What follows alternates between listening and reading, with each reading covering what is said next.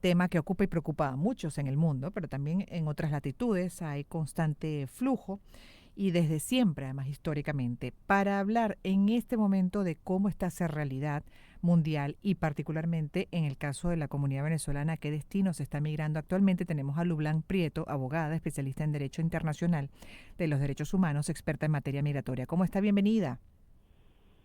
Muchas gracias, Gladys. Muy bien, encantada de estar en el espacio.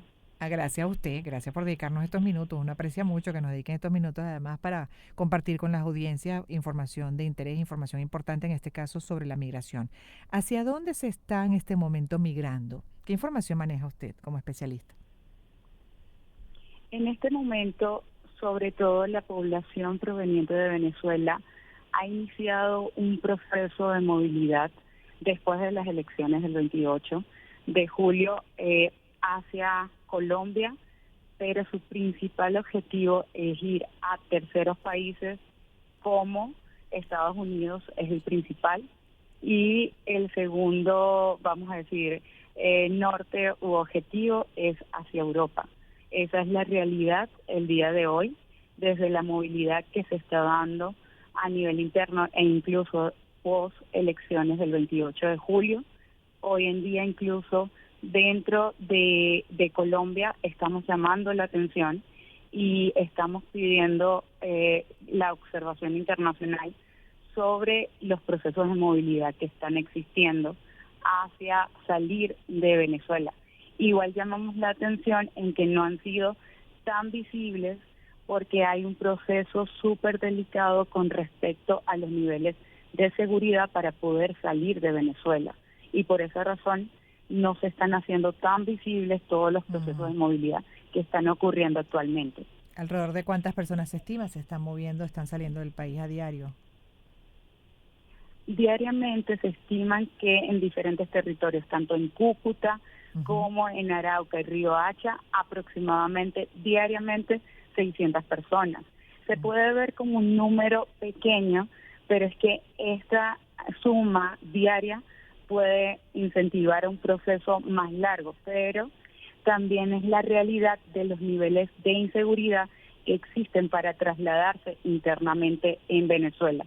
Y tenemos conocimiento que los niveles de riesgo y el perfil de la población que está saliendo en este momento es con perfiles mucho más delicados por los temas de seguridad, ya que son defensores de derechos humanos, personas que participaron activamente en los procesos electorales, personas que son familiares también de detenidos, de personas desaparecidas y que Ese es el tienen un reporte. alto nivel de riesgo dentro de ese proceso de salida del país. Ajá. Estamos hablando con Lublan Prieto, quien es abogada especialista en Derecho Internacional de los Derechos Humanos y experta en materia migratoria, hablando un poco de ese flujo actual y a qué destinos, apuntando nuevamente el principal es Estados Unidos. A pesar de, y aquí me gustaría con usted revisar esta situación, a pesar de lo difícil que cada día pues resulta o cada vez más para cualquiera, no solamente los venezolanos, sino en general, pues ingresar a Estados Unidos y dentro de un marco además de campaña en donde ya se asoman amenazas y ya ni siquiera como amenazas, sino supuestas medidas a tomar inmediatamente después de llegar a la Casa Blanca, en el caso del candidato republicano Donald Trump, quien, por cierto, y agrego este dato porque esto es de hoy, dijo a Fox News, no solamente el vicepresidente lo asumió, el candidato a vicepresidente, sino también dijo Donald Trump que en caso de ser elegido va a eliminar inmediatamente los programas de CBP One y parol humanitario, revocará los paroles concedidos a los inmigrantes, a los que también envió un mensaje y dijo prepárense para irse. Estoy leyendo textualmente sus palabras. Lo revocaría y ellos se irían y la aplicación es mala, pero lo peor son los vuelos, porque ya sabes, intentaron decir vamos a endurecer un poco la frontera y que tenían aviones volando sobre la frontera. Eso dijo Trump en referencia al parol humanitario, en programa instaurado en octubre del año 2022 para venezolanos, para también haitianos, cubanos y nicaragüenses, que luego, bueno, como comentaba, se extendió primero, fue para venezolanos y luego se extendió para estas otras nacionalidades. De llegar a la Casa Blanca, esto ya sería contemplado como una medida inmediata. A pesar de todas estas cosas que ya se vienen asomando, igual la gente contempla ese destino y eso llama mucho la atención, Lu Blanc. Sí, y es prácticamente una situación súper compleja para los defensores de derechos humanos, nosotros y las organizaciones que estamos ubicadas fuera, vamos a decir, dentro de Colombia y otros espacios en el sur global, donde estamos intentando también hacer del conocimiento de la población que tiene como destino final o que quiere llegar a Estados Unidos, de toda la complejidad que existe en este momento por parte de las autoridades y también este proceso electoral donde se puede criminalizar la movilidad humana, que ese no es el deber ser, sino toda persona tiene derecho a solicitar protección internacional y a hacer efectivo ese derecho fundamental a buscar protección. ¿Por qué? Porque hay un alto riesgo en su país de origen y hay temores fundados de volver y retornar a su país de origen porque sus vidas están en riesgo. Y eso sucede por las violaciones masivas de derechos humanos, por violencia generalizada, que la Declaración de Cartagena en el sur global es efectiva y es un convenio firmado o suscrito por todos los países que forman parte tanto del Centroamérica como Suramérica. Lamentablemente Estados Unidos, por no suscribir estos convenios, ya que ellos indican que son autónomos y que ellos también son protectores y defensores de derechos humanos, pues no aplican este tipo de convenios. Pero el detalle principal es el riesgo que existe al criminalizar por parte del Estado o por funcionarios del Estado el derecho fundamental y el derecho humano que tiene toda persona a buscar protección de un tercer país dentro de esta vamos a movilidad.